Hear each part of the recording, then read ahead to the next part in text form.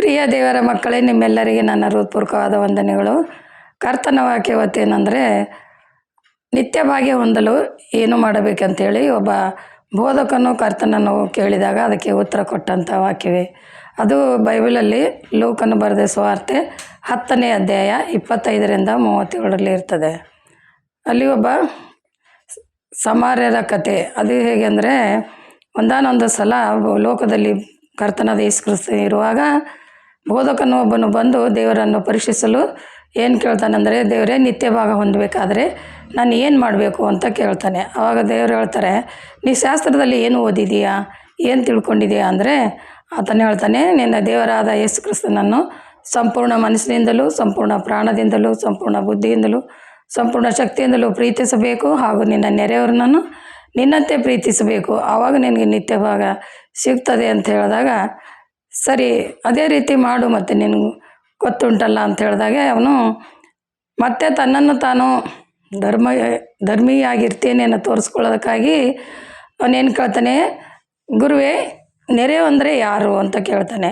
ಅದಕ್ಕೆ ಯೇಸು ಕ್ರಿಸ್ತರು ಹೇಳ್ತಾರೆ, ಒಂದಾನೊಂದು ಸಲ ಒಬ್ಬ ಮನುಷ್ಯನು ಯೆರೂಸಲೇಮಿಂದ ಯೆರಿಕೋಗೆ ಪ್ರಯಾಣ ಮಾಡ್ತಿದ್ದ.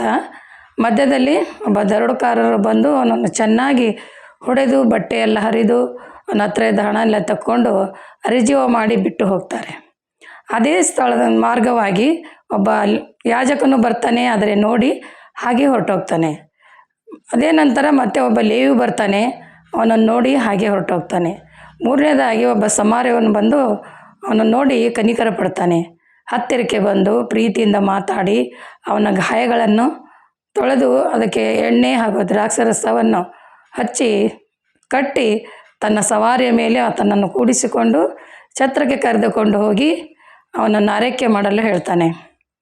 ಆ ಯಜಮಾನನಿಗೆ ಹೇಳ್ತಾನೆ, ನೋಡಪ್ಪ, ಈ ಮನುಷ್ಯನ ಚೆನ್ನಾಗಿ ಆರೈಕೆ ಮಾಡು, ಇವನಿಗೇನು ಖರ್ಚಿದ್ರು ನಾನು ಕೊಡ್ತೀನಿ ಅಂತೇಳಿ ಅವನ ಹತ್ರ ಇರ್ತಕ್ಕಂಥ 2 ಬೆಳ್ಳಿ ನಾಣ್ಯಗಳನ್ನು ಕೊಟ್ಟು, ತಿರುಗಿ ನಾಳೆ ನಾನು ಬರ್ತೀನಿ, ಅವನಿಗೆ ಏನಾದರೂ ಹೆಚ್ಚು ಕಡಿಮೆ ಆದರೆ ಹಣ ನಾನು ಬಂದಾಗ ನಿನ್ನ ಕೈಯಲ್ಲಿ ಕೊಡ್ತೀನಿ ಅಂತೇಳಿ ಹೋಗ್ತಾನೆ.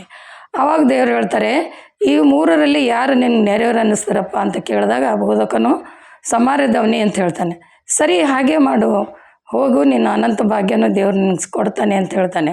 ಅದೇ ಪ್ರಕಾರ ಇವತ್ತಿನ ವಾಕ್ಯದಲ್ಲಿ ನಾವು ಕೂಡ ದೇವರನ್ನು ಸಂಪೂರ್ಣ ಮನಸ್ಸಿನಿಂದಲೂ, ಸಂಪೂರ್ಣ ಪ್ರಾಣದಿಂದಲೂ, ಸಂಪೂರ್ಣ ಬುದ್ಧಿಯಿಂದಲೂ, ಸಂಪೂರ್ಣ ಭಕ್ತಿಯಿಂದಲೂ ಪ್ರೀತಿಸಬೇಕು, ಹಾಗೂ ನೆರೆಯವರನ್ನು ನಮ್ಮಂತೆ ಅಂದರೆ ನಮ್ಮ ಶರೀರ ನಮ್ಮನ್ನು ನಾವು ಹೇಗೆ ಪ್ರೀತಿಸ್ಕೊಳ್ಬೇಕೋ ಅದೇ ರೀತಿಯಿಂದ ಅವರನ್ನು ನೋಡಿಕೊಂಡಾಗ ದೇವರ ನಿತ್ಯ ಭಾಗ್ಯವನ್ನು ನಮಗೆ ಕೊಡ್ತಾನೆ ಅನ್ನೋ ವಾಕ್ಯ ಇವತ್ತಿನದಾಗಿದೆ. ಅದಕ್ಕಾಗಿ ನೀವುಗಳು ಕೂಡ ನಿಜ ಜೀವನದಲ್ಲಿ ಕರ್ತನು ಬರುವ ಸಮಯ ಹತ್ತಿರವಾಗಿದೆ. ಅದಕ್ಕಾಗಿ ನೀವುಗಳು ಅದೇ ರೀತಿಯಿಂದ ಮಾಡಿ ದೇವರ ನಿತ್ಯ ಭಾಗ್ಯವನ್ನು ಹೊಂದಿಕೊಳ್ಳಲು ಸಿದ್ಧರಾಗಿರಂತೆ ವಾಕ್ಯ ಇರ್ತದೆ. ಪ್ರಾರ್ಥನೆ ಮಾಡೋಣ. ಅತಿ ಪರಿಶುದ್ಧ ಸ್ಥಳದಲ್ಲಿ ವಾಸ ಮಾಡುವ ಪರಮ ಪ್ರೀತಿಯೊಳ ಕರ್ತನೇ, ಅಪ್ಪ ಯೇಸುವೆ, ಇವತ್ತಿನ ದಿನ ನಿನ್ನ ನಿತ್ಯ ಭಾಗ್ಯವನ್ನು ಹೊಂದಬೇಕಾದರೆ ಯಾವ ವಾಕ್ಯದ ಮೂಲಕವಾಗಿ ನಾವು ನಡಿಬೇಕಂತ ಕೇಳಿದೆವೋ ಅದೇ ರೀತಿಯಿಂದ ನಡೆದು ನಾವು ನಿತ್ಯ ಭಾಗವನ್ನು ಹೊಂದಲು ಸಿದ್ಧರಾಗಿರಲು ಆಶೀರ್ವದಿಸು. ಯೇಸುವಿನ ನಾಮದಲ್ಲಿ ಬೇಡಿ ಹೊಂದಿದ್ದೇನೆ ತಂದೆ, ಆಮೇನ್.